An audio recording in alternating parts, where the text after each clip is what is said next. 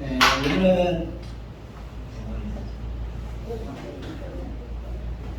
우리는 지난주에 주기도문의 두 번째 간구인 나라의 임하옵시며를 통해서 무엇을 위해서 기도해야 하는지에 대해서 살펴보았습니다. 주기도문의 둘째 간구 즉 나라의 임하옵시며에서 우리는 사단의 나라가 멸망되며 은혜의 나라가 흥왕하여 우리 자신과 다른 사람들을 그 나라로 이끌어 그 안에 머물게 하며 영광의 나라가 속히 임하기를 위해서 기도해야 한다고 말씀을 드렸습니다. 사단의 나라가 멸망되며 은혜의 나라가 흥왕하는 길은 오직 사단의 나라에 속하여 사단의 지배를 받는 사람들에게 때를 얻든지 못 얻든지 그리스도의 복음을 전해서 그들을 은혜의 나라로 이끌어 그 안에 항상 머물러 있게 하는 것입니다. 그리고 그들로 하여금 은혜의 나라의 왕이 되시는 하나님의 은혜의 통치를 받으며 은혜 아래에서 항상 보호를 받게 하는 것입니다. 그리고 그리스도의 재림과 함께 이루어질 영광의 나라가 속히 임하기를 위해서 기도해야 한다고 말씀을 드렸습니다. 영광의 나라는 하나님과 함께 영원히 사는 것입니다. 영광의 나라에는 죄가 없습니다. 그렇기 때문에 영광의 나라에서는 죄를 지을 이유가 없습니다. 따라서 우리는 영광의 나라가 속히 임하기를 위해서 항상 기도해야 한다고 말씀을 드렸습니다. 오늘은 주기도문의 그 세 번째 간구에 대해서 살펴보도록 하겠습니다. 소요리 문답 제103문에 보면 주기도의 셋째 간구에서 우리는 무엇을 위해서 기도합니까? 라고 질문을 하고 있습니다. 이 질문에 대해서 이렇게 대답하고 있습니다. 주기도의 셋째 간구 즉 뜻이 하늘에서 이룬 것 같이 땅에서 이루어지다 해서 우리는 하나님께서 그의 은혜로 말미암아 우리로 하여금 하나님의 뜻을 알고 순종하며 복종할 수 있고 또한 기꺼이 알고 순종하며 복종하고자 하도록 천사들이 하늘에서 행하는 것처럼 해주시기를 위해서 기도합니다. 이렇게 대답을 하고 있습니다. 자, 여기서 우리가 깨달을 수 있는 것은 우리가 하나님의 뜻을 알고 순종하고 복종할 수 있는 것은 오직 우리 하나님께서 우리에게 은혜를 베풀어 주실 때에만 가능하다는 것입니다. 그렇습니다. 우리가 하나님의 뜻을 알고 순종하고 복종할 수 있는 것은 오직 하나님께서 우리에게 은혜를 주실 때만 가능한 것입니다. 성경을 읽는다고 해서 누구나 다 하나님의 뜻을 알 수 있는 것은 아닙니다.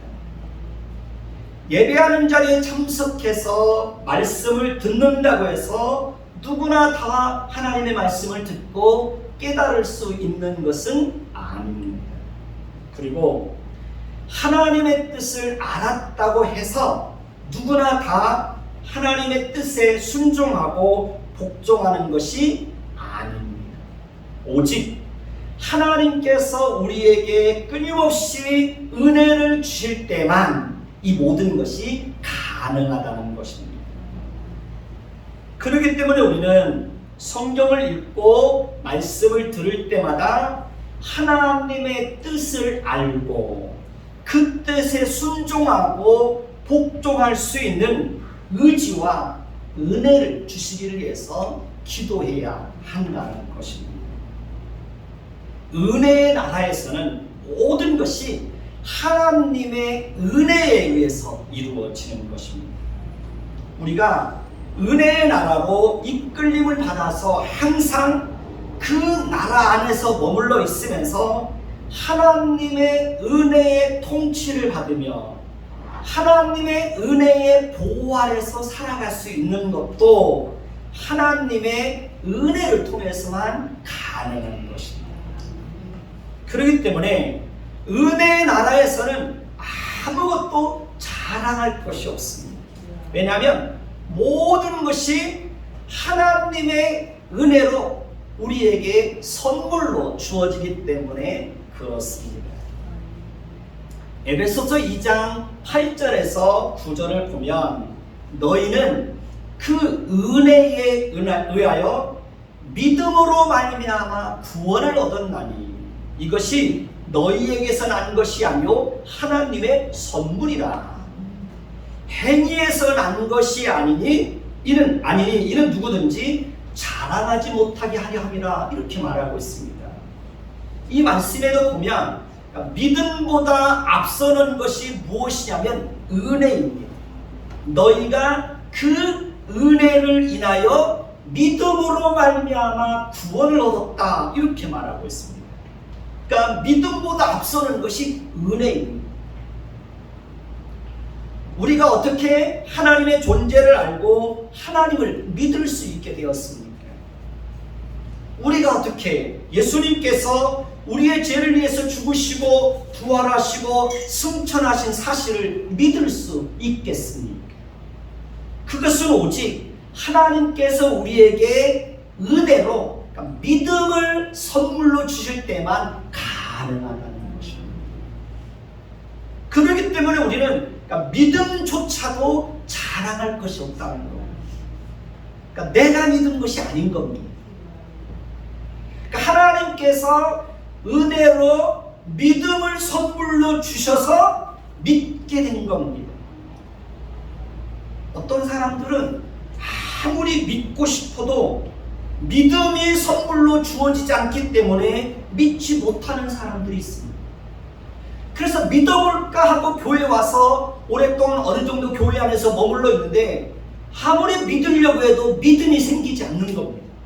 그래서 교회를 떠나는 사람들도 종종 있습니다. 그러니까 안타까운 거죠. 근데 우리는 하나님께서 은혜로 믿음을 선물로 주셔서 하나님을 믿게 된 겁니다. 그러니까 이게 복이고 이게 은혜인 것입니다. 그리고 우리의 마음은 죄성으로 인하여 철저하게 타락하고 부패한 상태로 있습니다. 우리의 마음은 만물보다 거짓되고 신이 타락한 상태로 있습니다. 우리는 그 타락하고 부패한 본성을 따라서 생각하고 행동하고 그렇게 살아갈 수밖에 없는 비참한 운명에 놓여 있습니다. 그리고 그런데 우리가 어떻게 하나님의 성품을 알고 하나님의 성품을 닮아가고 하나님의 성품을 따라서 복되고 새로운 인생을 살아갈 수 있게 되었겠습니까? 그것은 오직 하나님께서 우리에게 은혜로 하나님의 성품을 선물로 주실 때만 가능한 것입니다. 그래서 하나님의 은혜로 하나님의 성품을 선물로 받은 사람들은 삶이 다릅니다. 삶의 방향이 다릅니다. 생각이 다릅니다. 사람을 대하는 태도가 다릅니다. 가치관과 세계관이 전혀 다릅니다. 하나님의 성품은 금이나 은보다 더 귀하고 가치 있는 하나님이 우리에게 은혜로 주시는 선물입니다. 제가 예수를 믿고 하나님으로부터 받은 가장 큰 선물이 무엇인지 아십니까? 그것은 하나님의 성품입니다. 하나님의 성품이 저에게 은혜로 선물로 주어진 겁니다. 그래서 제 인생에 큰 변화를 가져오게 된 것입니다. 그렇기 때문에 우리는 하나님의 성품을 선물로 주시기를, 은혜로 선물로 주시기를 위해서 늘 기도해야 되는 겁니다. 잘 먹고 잘 사는 것도 중요하지만 하나님 내 안에 하나님의 은혜로 하나님의 성품을 선물로 주셔서 내 안에 하나님의 성품이 조금만 해서 그 하나님의 성품을 가지고 내 인생을 살아갈 수 있도록 도와주세요. 하나님은 이런 기도를 기뻐하는 거예요. 야고보서 3장 17절에서 18절을 보면 오직 이로부터 난 지혜는, 오직 이로부터 난 지혜는, 하나님이 주시는 지혜는 첫째 성결하고, 다음에 화평하고 관용하고 양순하며 긍휼과 자비가 가득하고 편견과 거짓이 없나니, 이렇게 말하고 있습니다. 이 말씀에도 보면 하나님이 주시는 지혜, 이로부터 내려오는 지혜의 특징이 무엇인지를 잘 보여주고 있습니다. 성결은 말과 행동과 내면의 동기가 거짓이 없고 항상 깨끗한 겁니다. 화평은 다른 사람들과 불편한 관계를 만들지 않고 등 돌리지 않고 원수를 맺지 않고 모든 사람들과 화평하게 지내는 겁니다. 관용은 자신도 실수할 수 있고 잘못할 수 있다는 것을 알아서 상대방의 실수와 잘못에 대해서 항상 너그럽게 대하는 겁니다. 늘 넉넉하게 품어주는 겁니다. 양수는 경청하는 자세입니다. 말씀을 잘 듣는 사람이 있습니다. 그게 양수입니다. 그게 지혜입니다. 그래서 하나님이 주시는 지혜인 그 양수를 가진 사람은 잘 듣습니다. 그러니까 경청하는 자세가 뛰어납니다. 긍휼은 불쌍히 여기는 마음입니다. 자비는 사람을 대할 때 따뜻하고 친절하게 대하는 것입니다. 편견은 어느 한쪽으로 치우치지 않는 겁니다. 그러니까 삶의 균형을 잘 잡습니다. 그리고 거짓이 없습니다. 그러니까 하나님이 주시는 지혜는 이렇게 우리가 구체적으로 우리가 삶을 살면서 살아가면서 드러내야 될 성품과 다 연결되어 있습니다. 그런데 이 모든 것은 우리가 스스로의 힘으로 만들어낼 수 있는 것이 아니라는 겁니다. 우리는 절대로 우리의 스스로의 힘과 의지와 결심과 어떤 우리의 탁월한 성품으로 이런 것들을 드러낼 수 없는 것입니다. 이 모든 것은 오직 이로부터 내려오는 겁니다. 하나님이 은혜로 주시는 선물입니다. 그러니까 하나님께서 우리에게 은혜로 이로부터 하나님께서 우리에게 이러한 지혜를 주실 때 우리는 우리의 삶 속에서 우리의 인생을 살아가면서 이러한 지혜를 구체적으로 드러내면서 살 수 있는 것입니다. 그렇기 때문에 설령 저와 여러분들에게 이로부터 내려오는 지혜가 있어서 다른 사람들과는 전혀 다른 모습으로 살아가고 있다면 그 또한 하나님의 은혜라는 사실을 잊으면 안 됩니다. 저는 청년 때 20일 금식 기도를 2번을 했습니다. 그때 저의 기도의 제목은 오직 한 가지, 지혜였습니다. 그 지혜의 기도 제목을 가지고 20일 금식 기도를 하나님 앞에 2번 한 겁니다. 하나님 저에게 지혜를 주세요. 하나님 저에게 지혜를 주세요. 20일 금식하면서 다른 기도하지 않았습니다. 오직 나에게 지혜를 주세요. 그리고 어느 날 야고보서를 읽다가 하나님이 주시는 지혜, 이로부터 내려오는 지혜, 그 지혜가 무엇인지를 보고 깜짝 놀란 겁니다. 아, 하나님이 주시는 지혜, 이로부터 내려오는 지혜는 이런 특성을 가지고 있구나. 여러분, 지혜가 제일입니다. 지혜보다 더 가치 있는 것은 없습니다. 그러니 우리는 항상 하나님이 주시는 지혜, 이로부터 내려오는 지혜, 그 지혜를 하나님께서 우리에게 은혜로 선물로 주시기를 위해서 기도해야 합니다. 하나님이 주시는 지혜, 위로부터 내려오는 지혜를 선물로 받은 사람은 삶이 다릅니다. 성품이 다릅니다. 그리고 삶을 정말 지혜롭게 살아갑니다. 치우치지 않습니다. 제가 25년, 27년 목회를 하면서 한 번도 어느 한쪽으로 치우쳐 본 적이 없습니다. 어떤 교회가 성장했다고 해서 그 성장을 쫓아서 다녀본 적이 없습니다. 하나님께서 내게 주신 그 말씀을 따라서 치우침이 없이 지금까지 교회를 지켜올 수 있었던 것입니다. 그건 하나님이 저에게 주신 지혜입니다. 우리가 하나님의 선택을 받고 예수님을 영접하고 하나님의 자녀가 된 것도 전적으로 누구의 은혜입니까? 하나님의 은혜입니다. 우리가 거룩하고 구별되게 살 수 있는 것도 하나님의 전적인 은혜입니다.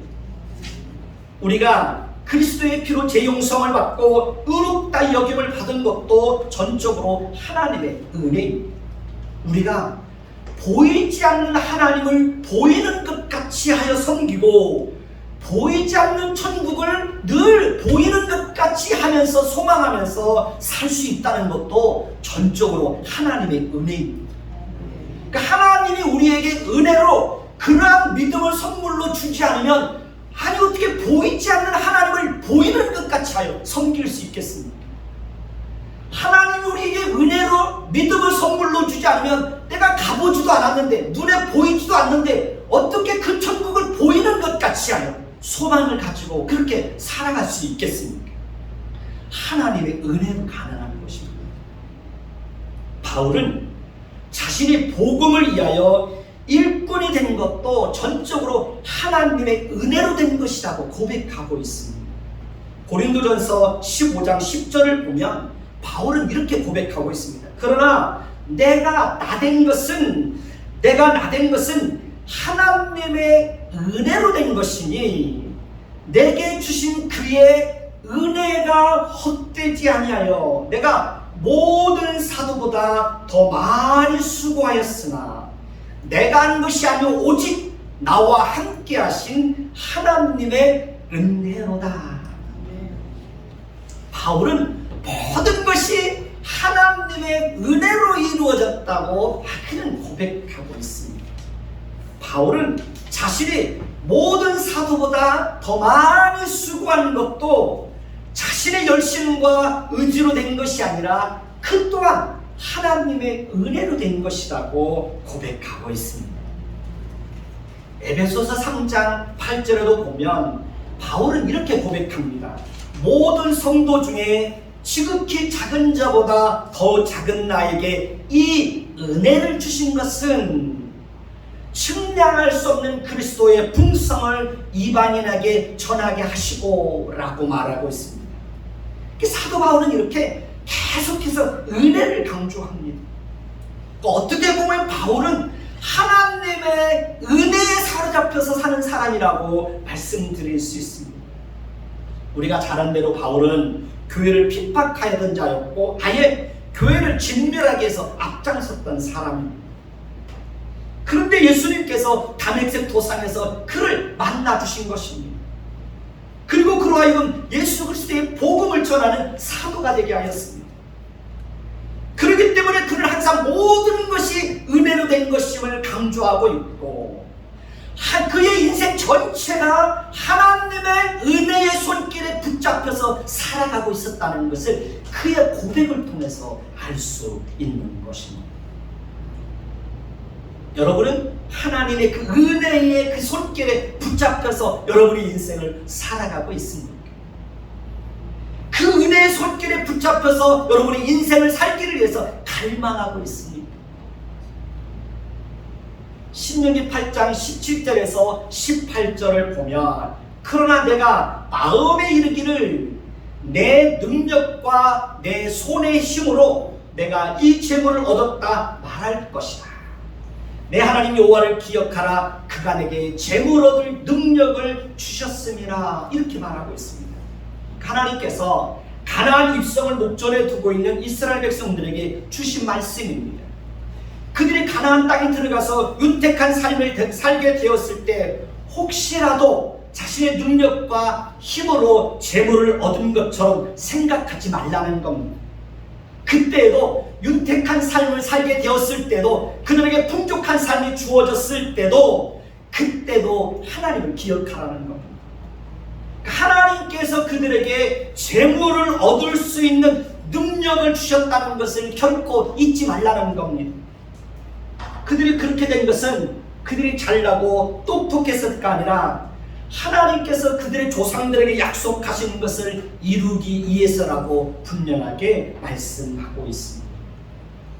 우리도 모든 것이 하나님의 은혜로 우리에게 선물로 주어졌다는 사실을 항상 기억해야 합니다. 재능도 건강도 좋은 환경도 은사도 지식도 지혜도 다 하나님께서 우리에게 은혜로 주시는 선물입니다. 그래서 요한복음 1장 16절에 보면 우리가 다 그의 충만한 데서 받으니 은혜 위에 은혜더라. 한번 따라서 해볼까요? 우리가 다 그의 충만한 데서 받으니 은혜 위에 은혜더라. 그렇습니다. 우리가 소유하고 있는 그 모든 것은 다 하나님의 은혜로 우리에게 선물로 주어지는 것입니다. 그리고 우리가 그 사실을 알고 항상 겸손하게 살아갈 때 하나님은 계속해서 우리에게 은혜 위에 은혜를 더해주는 겁니다. 우리가 하나님의 뜻을 알고 하나님의 뜻에 순종하고 복종할 수 있는 것은 오직 하나님의 은혜를 통해서만 가능하다는 겁니다. 하나님이 우리에게 은혜를 주실 때 가능하다는 겁니다. 그러니 우리는 항상 하나님의 뜻을 알고 하나님의 뜻에 순종하고 복종할 수 있는 자로 살아갈 수 있는 그런 은혜를 달라고 항상 기도해야 되는 겁니다. 우리가 하나님의 뜻을 알 수 있는 유일한 길은 오직 하나님의 말씀을 통해서만 가능한 것입니다. 그러니까 성경을 떠나서는 절대로 하나님의 뜻을 알 수 없습니다. 우리가 하나님의 말씀을 읽고 듣고 암송하고 배울 때 성령께서 우리에게 지혜와 계시의 영을 주시고 말씀을 조명해 주실 때 우리가 하나님의 뜻을 깨달아 알 수 있는 것입니다. 우리가 말씀을 읽고 들을 때 성령께서 우리의 눈을 열어주시고 귀를 열어주시고 마음의 문을 열어서 말씀을 깨닫게 하시는 것입니다. 그렇기 때문에 우리는 말씀을 읽고 듣고 배우고 암송하는 일에 열심을 내야 되는 것입니다. 대구에 있는 어느 교회는 전교인이 말씀을 암송하는 일에 전심전력하고 있다고 들었습니다. 보통 어른들은 2, 300구절을 주기도문을 암송하는 것처럼 그렇게 암송한다는 겁니다. 주일학생이나 학생이나 청년들은 보통 500에서 600구절, 1000구절까지 암송하는 애들이 많다는 거예요. 우리도 주일 오후에는 말씀을 암송하고 있습니다. 그 말씀을 암송해야 합니다. 그래야 그 말씀이 우리의 마음속에서 살아있고 그 말씀이 나를 변화시키고 그 말씀이 우리의 인생을 이끌어가고 그 말씀이 내 발에 등과 빛이 되어서 내 인생을 어떻게 살아가야 될지를 알게 하는 거예요. 여러분, 말씀을 암송하는 것은 절대로 어려운 것이 아닙니다. 말씀을 암송하자고 그러면 부담부터 갖습니다. 이거 아예 포기해버립니다. 이번에 저희 노예에서 그 강도사고시를 보신 분들에게 목사고시를 보기 전에 제가 그런 숙제를 한번 내봤습니다. 다른 시험은 오픈 테스트를 하도록 도와줄 테니까 목사고시를 볼 때까지 성경을 한번 50구절씩을 한번 외워보십시오. 암송해 보십시오. 두 분 다 포기했어요. 못 외우겠다는 거예요. 말씀을 암송하라고 그러면 부담부터 가져요. 못하겠다는 거예요. 그러나 여러분, 말씀 암송하는 거 절대 어렵지 않습니다. 소리내서 반복해서 읽다 보면 나도 모르는 사이에 어느 순간에 말씀이 애워져 있습니다. 소리내서 반복해서 읽다 보면 어느 순간에 내 입에서 저절로 나옵니다. 어려운 게 하나도 없어요. 그냥 소리내서 반복해서 읽는 거예요. 그러면 저절로 외워져요. 저도 그렇게 해서 저도 성경 암송을 한 200구절 정도 이상은 외우고 있습니다. 앞으로 1000구절을 암송하는 게 제 목표입니다. 저도 끊임없이 성경을 읽어요. 소리내서 성경 암송, 성경 구절을 이렇게 수첩에다 적어갖고 다니면서 그냥 읽어요. 소리내서 읽으면서 목요일날에 노방전도를 할 때도 그 암송 수첩을 들고 이렇게 앞에서 있으면서 그 사람들 이렇게 오기 전에 암송하다가 사람들 오면 예수 믿으세요. 예수 믿으세요. 그러니까 말씀을 암송하려고 하는 것이 아니라 그냥 소리내서 읽으면 저절로 외워져요. 말씀을 암송하고 있으면 너무 유익한 게 많아요. 길을 걸을 때에도 말씀이 생각나고, 기도할 때도 말씀이 생각나고, 힘들고 어려울 때 내 안에 새겨져 있는 그 말씀이 생각나서 내가 어떻게 해야 될지 알게 하고, 말씀을 암송하고 있으면 그 말씀이 늘 나에게 힘이 됩니다. 우리는 기도할 때마다 우리의 욕심과 소원이 이루어지기를 위해서 기도할 것이 아니라 하나님의 은혜로 하나님의 뜻을 알고 하나님의 뜻에 온전히 순종하고 복종할 수 있기를 해서 늘 기도해야 됩니다. 그러니까 우리의 뜻이 아니라 하나님의 뜻이 온전히 이루어지기를 위해서 기도해야 하는 것입니다. 간혹 보면 하나님의 뜻과 자신의 욕심을 혼동하는 경우들이 있습니다. 간혹 보면 자신의 경험과 체험을 하나님의 뜻보다 더 우선시하는 경우가 있습니다. 간혹 보면 지나치게 하나님의 뜻을 추구하는 경우가 있습니다. 자신의 욕망과 욕심을 채우기 위해서 하나님의 뜻을 무참히 짓밟아버리는 경우도 있습니다. 간혹 보면 하나님의 뜻은 너무나 분명한데 계속해서 하나님의 뜻을 찾는 사람이 있습니다. 그래서 대부분이 자신의 욕심 때문에 그렇습니다. 욕심을 내려놓지 못하다 보니까 하나님이 분명하게 우리의 하나님의 뜻을 알려줬는데도 그걸 놓지를 못하는 거예요. 또 다른 하나님의 뜻이 없을까? 라고 찾는 겁니다. 하나님은 우리에게 모든 것을 다 알려주시지 않습니다. 하나님은 우리에게 항상 하나님의 뜻이 무엇인지를 말씀하시고 로봇처럼 우리를 조정하시는 분이 아닙니다. 하나님은 우리에게 모든 것을 알게 하시지 않습니다. 우리는 하나님께서 행하시는 것을 다 알 수도 없습니다. 우리는 하나님의 작정과 섭리에 대해서도 다 알 수 없습니다. 우리는 나라와 개인과 교회와 우리 자녀들을 위한 하나님의 작정과 계획이 무엇인지도 다 알 수 없습니다. 우리는 우리 자신과 자녀들의 미래에 대해서도 알지 못합니다. 하나님께서 어떤 계획을 가지고 계시고 그 계획하신 것을 이루시기 위해서 어떻게 간섭하실지 우리는 모릅니다. 우리는 하나님께서 어떻게 일하실지에 대해서 우리는 모릅니다. 우리는 악인들의 심판에 대해서도 어떻게 이루어질지, 어느 때에 악인들의 심판이 이루어질지에 대해서도 저는 잘 모릅니다. 우리는 언제 주님께서 이 땅에 다시 오실지 그 시기와 때에 대해서 우리는 모릅니다. 따라서 우리는 하나님의 뜻을 알게 하여 주시기를 위해서 항상 기도해야 되지만, 하나님께서 우리에게 알려주시지 않은 것까지 모든 것을 알게 해주시기를 위해서 기도하는 것은 지나친 것이고 그것이 과해지면 교만이 되는 것입니다. 마치 자신이 하나님으로부터 무슨 계시를 받아서 뭔가 하나님의 비밀을 다 아는 것처럼 말하는 사람이 있다면 그 사람은 분명히 사기꾼입니다. 무슨 특시의 은사를 받아서 사람의 마음속에 있는 내밀한 것까지 다 아는 것처럼 말하는 사람이 있다면 그런 사람은 경계해야 됩니다. 예수의 이름으로 거짓을 행하고 예수의 이름으로 거짓 기적을 행하고 예수의 이름으로 거짓 선지자 노릇을 행하는 사람들이 많이 있습니다. 우리는 그런 사람들을 분별할 줄 알아야 합니다. 그런 사람들이 드러내는 말과 행실과 삶의 열매를 보고 판단할 줄 알아야 합니다.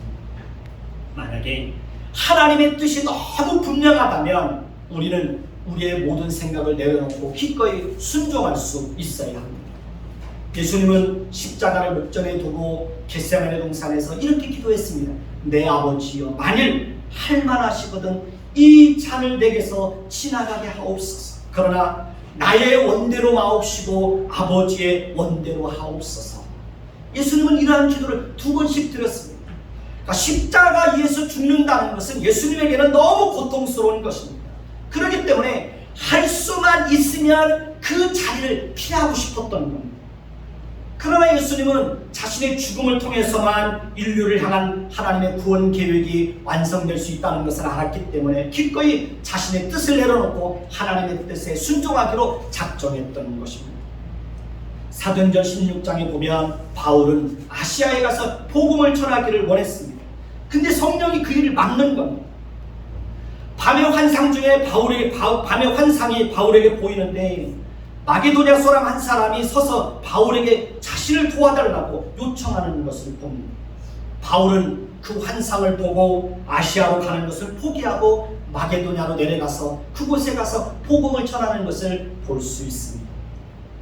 저도 교회를 개척하고 얼마 되지 않아서 새벽 기도를 하고 잠시 잠이 들었는데 꿈을 꾼 적이 있습니다.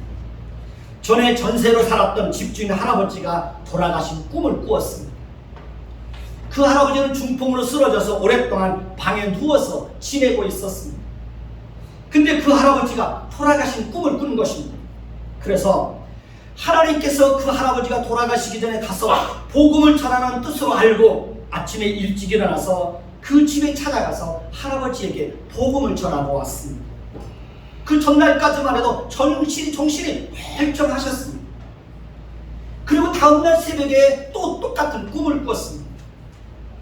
할아버지가 돌아가시고 앞산에서 장사를 지내는 꿈을 꾸었습니다. 그래서 또 아침밥을 먹고 또 성경책을 들고 부지런히 찾아갔습니다. 그런데 그 집에 도착해서 보니 밖에 죽음을 알리는 전등이 걸려 있었습니다. 그러니까 제가 할아버지를 보고 돌아오고 난 이후에 그 밤에 그 할아버지가 돌아가신 것입니다. 저는 지금도 그 기억을 잊을 수가 없습니다. 그러니까 하나님이 어떻게 일하시는지 모릅니다. 그렇기 때문에 우리는 우리의 생각을 내려놓고 하나님의 뜻에 순종하기 위해서 항상 힘써야 하는 것입니다. 하나님은 예루살렘과 온 유대와 사마리아와 땅끝까지 복음을 전하라고 했지만 예루살렘 교회는 그 말씀에 순종하지 않고 있었습니다. 그 결과 예루살렘 교회에 큰 핍박이 일어나서 하나님께서 그들을 억지로 흩어서 그들로 하여금 복음을 전하게 하였습니다. 하나님은 때로 우리가 가는 길을 막을 때가 있습니다. 바울은 로마에 가서 복음을 전하기를 원했지만 한동안 하나님께서 그 길을 막으시고 나중에는 제수의 몸이 되어서 로마로 압송되어 가서 마침내 그곳에 가서 복음을 전하게 하셨습니다.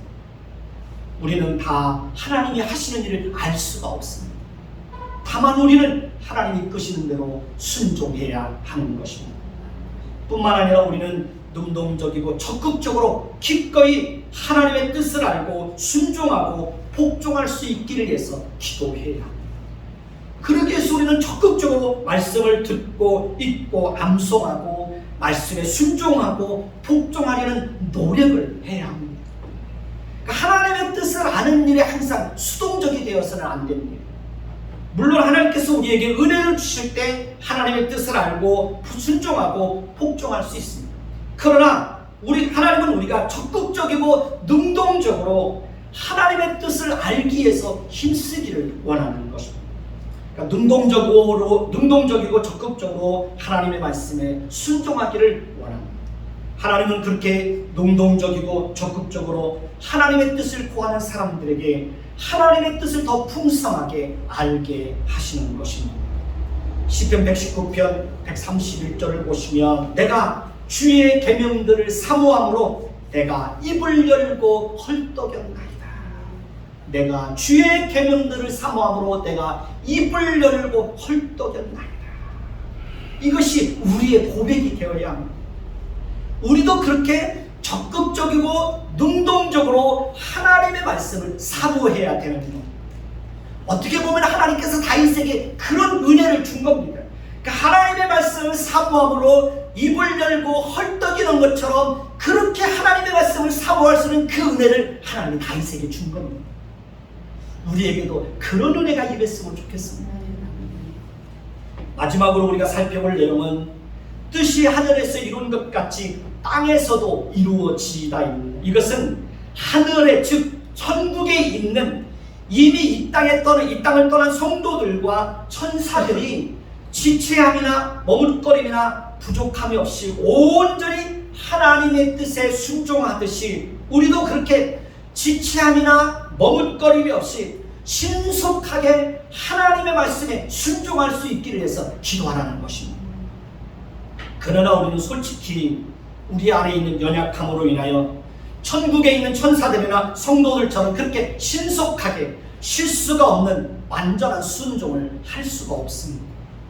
다만 우리도 그렇게 순종할 수 있기를 위해서 기도해야 하는 것입니다. 기꺼이 하나님의 뜻을 알고 순종하고 복종하기 위해서 항상 깨어 있어야 합니다. 시편 119편 59절에서 60절을 보시면 내가 내 행위를 생각하고 주의 증거들을 향하여 내 발길을 돌이켜 싸우며 주의 계명들을 지키기에 신속히 하고 지체하지 아니하였나이다. 이것이 우리의 고백이 되어야 합니다. 그러니까 하나님의 말씀 앞에 우리의 모습을 비춰보고 그것이 잘못되었다고 판단되어졌을 때는 돌이킴에 있어서는 머뭇거리거나 지체함이 없어야 된다는 것. 그러니까 신속하게 돌이켜야 된다는 것. 시편 119편 136절을 보시면 그들이 주의 법을 지키지 아니하므로 내 눈물이 시냇물같이 흐르나이다. 그들이 주의 법을 지키지 아니하므로 내 눈물이 시냇물같이 흐르나이다. 우리도 그렇게 하나님의 법을 지키지 않는 사람들을 보면서 애통하는 마음이 있어요. 하나님의 뜻을 알고도 순종하지 않고 살아가는 우리 자신을 보면서도 그런 애통함이 있어야 합니다. 우리는 하나님의 뜻을 행하는 것을 우리 인생의 제일 되는 목적으로 삼고 하나님의 뜻을 알고 기꺼이 순종하고 복종하는 것을 최고의 즐거움과 행복으로 알고 우리의 인생을 살아야 합니다. 우리는 매사에 무엇이 하나님을 더 기쁘시게 하는 것인가? 어떻게 하면 하나님을 더 기쁘시게 하는 자로 살아갈 수 있는가? 우리는 그렇게 하나님을 기쁘시게 하는 것을 우리 인생의 최우선순위로 알고 하나님을 기쁘시게 하는 것을 우리 인생의 제일 되는 목적으로 알고 우리의 남은 인생을 하나님을 기쁘시게 하는 일에 최선을 다하는 자로 살아야 됩니다. 우리가 그렇게 살아갈 때 하나님 우리에게 더 큰 은혜를 주시고 더 하나님의 은혜를 더 풍성하게 맛보면서 살아가게 하시는 것입니다. 기도하겠습니다.